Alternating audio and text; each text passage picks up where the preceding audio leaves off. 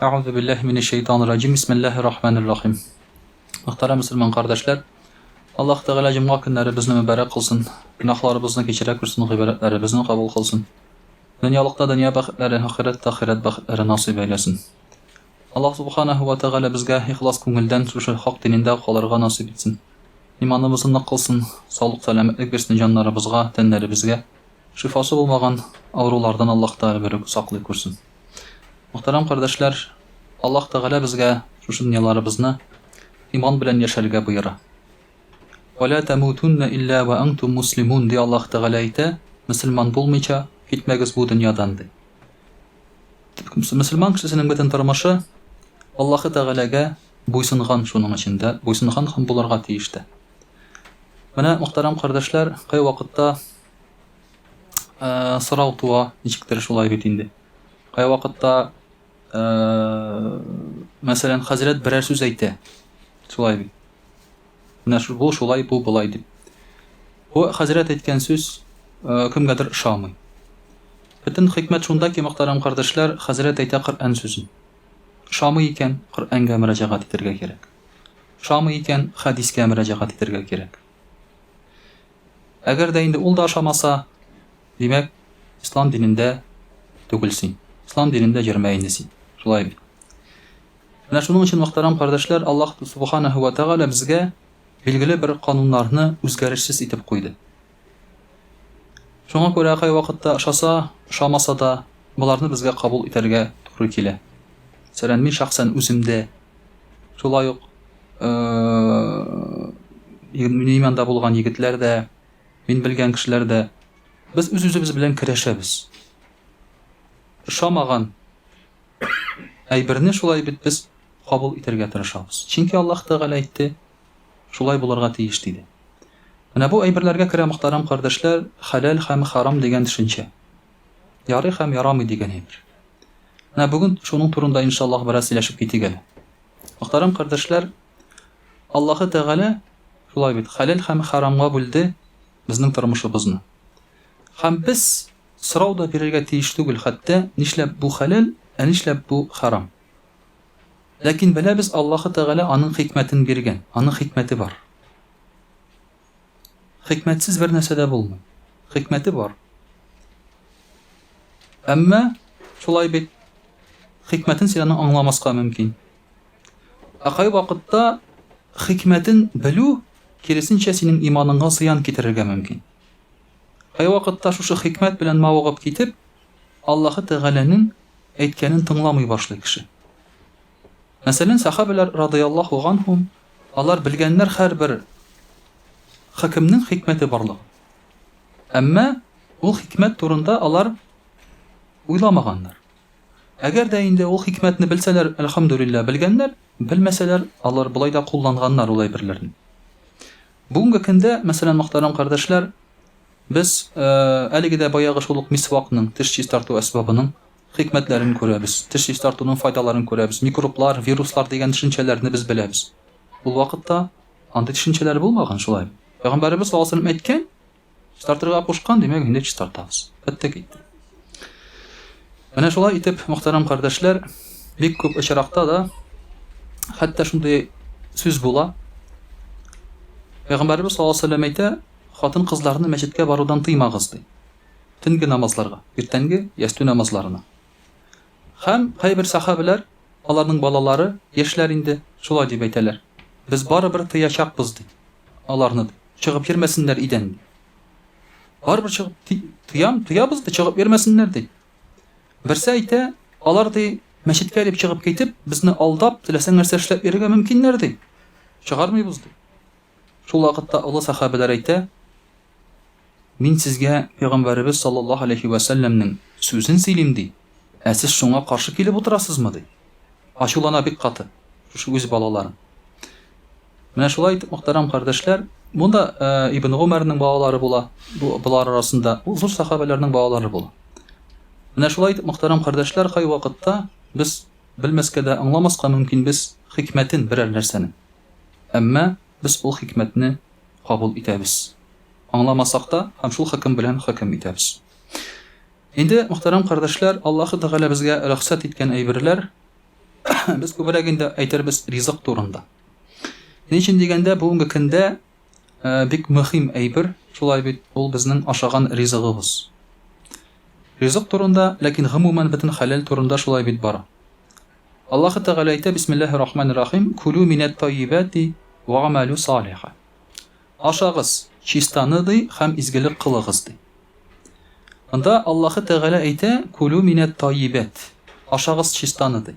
Димәк, Аллаһ Тәгалә кулу ашагыз дип рөхсәт иткән әйбер ул чиста әйбер. Димәк, хәлал әйбер ул чиста әйбер. Менә безгә шуның хикмәтен аңларга кирәк, шулай бит. Аллаһ Тәгалә хикмәтен әйтә: Аллаһ Тәгалә рөхсәт иткән әйбер ул чиста әйбер. Ва амалу салиха. Чистаны ашагыз, изге гамәл кылыгыз. Пычрак ашасагыз, начар гамәл кыласыз. Булар бергә бара торган әйберләр. Әгәр кеше харам ашаса, харам белән яшәсә, ул начар гамәл кыла. Изге гамәл кыла алмый. Кылган очракта да ул изге гамәл булмый аның өчен. Шуңа күрә аны менә шушыны бергә үрелеп барганын күрергә кирәк. Шулай ук, мөхтәрәм кардәшләр, Аллаһ Тәгалә рөхсәт иткән чисталык ул бөтен әйбергә дә кагыла. Хәлал чисталыкка кагыла. Бу иләнгән вакытта да, яуга чыкканда да, бизнес кырсаң да, ул димәк чиста хәлал мал була. Бүгенге көндә бизнес белән эшлим дисәң, бизнес кырам дисәң, харам юллар бик күп. Акча эшләү юллары. Әмма димәк алар чиста түгел ди. Алар чиста түгел. Син алыштырыр идеңме 100 грамм алтынны 1 тонна тизәккә?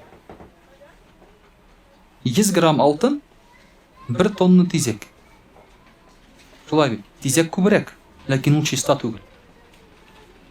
Аның файдасы юк сиңа. Син аны ашый алмыйсың, итә алмыйсың, дөрес сатып була аны. Ләкин ул 100 грамм алтынга тормый ул. Шуңа күрә дә пычрак әйбер күп булырга мөмкин. Әмма ул чиста түгел. Шуңа күрә сиңа аның күплегенең әһәмияте калмый. Пычрак акчаны сиңа күп итеп тәкъдим итсәләр, аның сиңа әһәмияте калмый. Чөнки ул чиста түгел. Син аны берничә итә алмыйсың барыбер. Менә шуның өчен дә Аллаһ Субханаһу ва Тәгалә безгә шулай бит чистага игътибар итәргә куша. Шулай Аллаһ Тәгалә әйтә: Бисмиллаһир-рахманир-рахим, ва ла таъкулу амвалакум байнакум бил батил. Үзегезнең арагыздагы малны батиллык белән ашамагыз. Ягъни дөрес булмаган пычрак юл белән ашамагыз ди. Бер-берегезнең малын хәлал рәвештә үзләштерегез. Бу ничек була? Бу була, мәсәлән, ул сиңа кемдер бүләк итте. Бу сиңа әйбер хәлал була. Яки син сатып алдың. Бу хәлал була сиңа. Яки мирас итеп сиңа эләкте. Бу хәлал була. Я булмаса эшләп таптың. Бу хәлал була. Хәзинәне казып таптың, мәсәлән, уртак җирдә. Бу хәлал була сиңа. Ягъни бер-берегез арагызда малны харам итмәгез. Менә бүгенге көндә батыл юл белән акча эшләү, мал эшләү бара. Бизнеста бигрәк. Алдау юлы белән. Кемнекендер үзләштерәләр. Аңа ул хәлал түгел. Ул аны үзләштерә. Кайберәүләр бар шулай бит. Посредникның нәрсә икәнен белмиләр, арадашчының. Эшлиләр. Тәртипләрен белмичә. Бердине җаваплылык алмыйча шулай бит эшләренә күп очракта. Эшчеләр зыян күрә. Шулай бит. Шушы эшне кемгәдер заказ биргән кешеләр зыян күрәләр. Ягъни белмиләр, акча эшләүдә бу очракта иң мөһиме акча эшләү, ничек итеп эшләү, ансы инде икенче урынга күчә. Шулай ук Аллаһ Субханаһу ва Тәгалә әйтә: Бисмиллаһир-рахманир-рахим, иннал лазина яъкулуна амвалал ятама зулман иннама яъкулуна фи бутунихим нара ва сая'ламуна сагыра. Ва саяслауна сагыра. Кемдә кемди ятимнәрнең малын зылымлык белән, гаделсезлек белән ашаса, ягъни үзләштерсә, алар үзләренең кырсакларына ут кертәләр ди һәм үзләре дә утка ыргытылачаклар ди бу кешеләр. Ятимнәрнең малларын, мөхтәрәм кардәшләр, үзләштерүчеләр бар. Без моның турында бер сөйләп киткән идек. Мәсәлән, һәр бер ятимгә тиешле билгеле бер маллар. Менә күптән түгел генә Газпром билгеле бер ятимнәргә таратып чыкты акциялар. Бу акциялар ятимнәр исемендә калырмы, юкмы? Зур сорау. Шулай. Һәр бер ятимгә чыкканнан соң ятимнәр йортыннан, аларга фатир бирелергә тиеш. Бу биреләме, юкмы? Бу акча күчерелгәнме, юкмы? Бәлки кемдер моны үзләштергәндер, шулай бит, беркем әйтә алмый, беркем белми. Бар шундый очраклар, менә монда Яхья юк инде, шулай бит, ул белә, ятимнәр артыннан ау бара. Әзрәк башы да зәгыйф булса, ул ятимнәр йортыннан чыгу белән, фатир алу белән, ул ятимне юкка чыгарырга тырышалар. Яки аны эчерәләр, яки урамда бер хәл бул эшлиләр аның белән, һәм шуның белән фатирын үзләштерәләр. Яхья безгә үзеннән сорарсыз, аның турында белә, шулай бит инде. Ул үзе дә куркып бирде хайран гына шундый нәрсәләрдән. Менә шулай итеп үзләштерү бара, шулай бит ятимнәрнең малын. Бездә ул бик киң таралган, без аны белмибез генә. Аларның хакларын яклаучы кеше юк. Әти-әнисе юк аларның. Абыйлары, сеңгәлләре юк аларның, шулай бит. Коръәни Кәримдә хәтта шундый хәлдә турында да әйтелә. Элек булган шулай, ятимнәрне алганнар кыз баланы тәрбиягә. Аннан соң иләнгәннәр ул кыз балага. Ләкин иләнгән вакытта мәхр түләмәгәннәр. Ни өчен? Чөнки ул әйтә, мин аны тәрбияләдем ди ничә ел ди. Мәсәлән, 5 яшьлек кызны ала, 15-кә кадәр тәрбияли, аннан соң иләнә. 10 ел мин аны тәрбияләдем, ашаттым, эчерттем, нинди мәхр инде аңа тагын ди. Нинди мәхр инде аңа тагын ди. Аллаһ Тәгалә моны тыя һәм бетерә әйтә. Әгәр дә сез аңа мәхр бирмәсәгез, җибәрегез ди, башка кешегә кияүгә бирегез. Аның малына кермәгез ди. Әгәр иләнсәгез, мәхр бирегез ди. Ничек тиеш мәхр бирергә? Әти-әниле балага, саклаучысы, яклаучысы булган балага шулай итеп бирегез ди. Кай вакытта, мөхтәрәм кардәшләр, егетләр дә ятим кызларны алып, әти-әнисе яклаучысы булмаган кызларны алып җәберлиләр. Ансы да бар. Менә шуның эчендә ятим малына шулай бит безнең керергә хакыбыз юк. Бу безгә шулай ук хәрам булып тора. Шулай Аллаһ Тәгалә әйтә, бисмиллаһир-рахманир-рахим, я аyyuhallazina amanu taqulloha wa dharu ma baqiya minar-riba in kuntum mu'minin. И иман китерүчеләр, тақва булыгыз һәм рибадан баш тартыгыз. Рибадан баш тартыгыз, әгәр мөмин булсагыз. Риба ягъни акча биреп, аны артыграк алудан. Аллаһка шөкер, бүгенге көндә мөселман кешеләре кемгәдер процентка акча бирмиләр. Моны беләләр алар. Ярамый икән. Ләкин, мөхтәрәм кардәшләр, шундый бер әйбер бар. Бер заман Әбу Ханифа урамда утыра, рахимахуллаһ. Кояш астында. Бер кеше килә дә Әбу Ханифага әйтә, хәзрәт ди, нишләп син кояш астында утырасың? Бу иссе анда кояшта, шулай бездә кенә түгел, бездә дә кояш астында басып торып булмый. Анда тагын да иссе. Нишләп менә син бу йортның күләгәсенә кереп утырмыйсың ди? Монда бит йорт тора менә монда, синең яныңда гына ди. Ул әйтә, бу йортның хуҗасы миңа акча тиеш ди.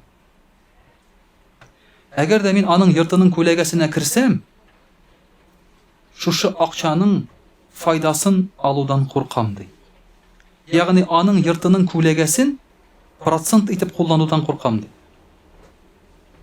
Карагыз әле, тақвалык шулай бит. Безнең башыбызга андый нәрсә килмәс иде ди. Безнең башыбызга андый уй да килмәс иде. Ничектер каядыр кешенең йортының күләгәсен шулай бит үзебезгә ничектер файда итеп алудан. Менә бу әйбердән күренгәнчә, акча биреп торып, кешедән файда алу, ул акча гына алу булмаска мөмкин. Ул нәрсә дә булырга мөмкин. Мәсәлән, кешегә акча бирәсең дә, аннан соң ул кешедән файда өмет итәсең. Мәсәлән, китеп барасың син машина белән. Бензиның бетте синең. Монда йырттыра. Ул кеше сиңа акча тиеш. Әйтәсең, кирип чыгыйм әле мен аңа, ул бит миңа акча тиеш, баш тартмас, ярдәм итер ди. Всё, риба. Син аннан акча алмыйсың син аннан, ләкин синең башыңда уй килә. Ул миңа акча тиеш, баш тартмас, ярдәм итер әле ди. Аңлыйсызмы? Шуңа күрә бүгенге көндә кайбер мөселманнар кемгәдер ярдәм итеп, аннан соң шул ярдәмнән соң үзләренә файда эзләргә мөмкиннәр. Бурыч кайтканнан соң да эзләргә мөмкиннәр. Һәм нәрсә дип әйтергә мөмкиннәр? Хәтерлисеңме, мин сиңа ярдәм иткән идем. Хәзер син дә миңа ярдәм ит әле, яки тиеш син миңа ди. Менә бу очракта син шушы малыңның рибасын аласың. Ләкин риба бу рухи риба. Бу монда сиңа беркем җәза бирми. Монда сиңа беркем процентка акча алдың дип әйтми. Ләкин бу рибә рухи рибә бу. Барбыр ул Аллаһ Тәгалә каршында сиңа гынах булып бара. Менә шуның өчен мөхтәрәм кардәшләр, моннан да сакланырга кирәк. Күргәнебезчә үз ара бар хикмәтләр безнең шулай. Бар хикмәт ризыкта хәләл булу, бар хикмәт малда хәләл булу, бизнеста хәләл булу шулай бит. Бар хикмәт кешеләр белән мөнәсәбәттә хәләл булу, ятимнәр малына кермәү. Менә шуңа күрә һәрбер өлкәдә дә хәләллекне кулланырга һәм хәләл белән яшәргә тырышырга кирәк. Шул иткән чиракта, хәләлгә омтылган чиракта без мөселман булабыз, ягъни Аллаһы Тәгаләгә буйсынган булабыз. Мөселман ул буйсынган дигән сүз. Һәм Аллаһы Тәгаләнең әмреннән, сүзеннән чыкмаган булып санала.